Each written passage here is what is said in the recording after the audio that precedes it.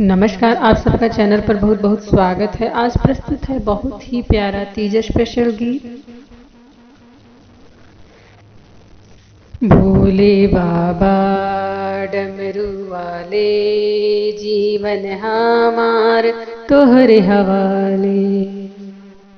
भोले बाबा डमरू वाले, जीवन हमार तोहरे हवाले। जीवन हमार तोहरे हवाले। तू ही तो पाले भोले, तू ही संभाले। तू ही तो पाले भोले, तू ही संभाले। जीवन हमार तोहरे हवाले। जीवन हमार तोहरे हवाले। तोहरे शरण में रही हरदम अपने पिया जी के संग। तोहरे शरण में रही हरदम अपने पिया जी के संग। हे भोले बाबा डमरू वाले, परिवार हमार तोहरे हवाले। हे भोले बाबा डमरू वाले, परिवार हमार तोहरे हवाले।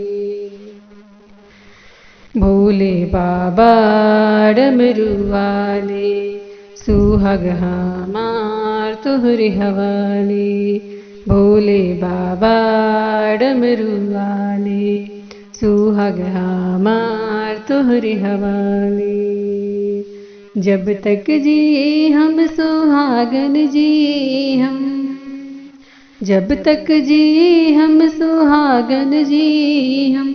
हे भोले बाबा डमरू वाले, हे भोले बाबा डमरू वाले।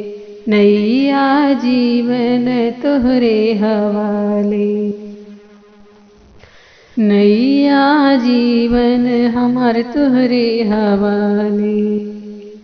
बाढ़ सजन कै हमरे जिंदगानी। भोले बाढ़ सजन कै हमरे जिंदगानी। बनी रही हम सुहागिन दानी। बनी रही हम सुहागिन दानी। भोले बाबा डमरू वाले, जीवन हमार तोहरे हवाले। भोले बाबा डमरू वाले, जीवन हमार तोहरे हवाले। हर हर महादेव।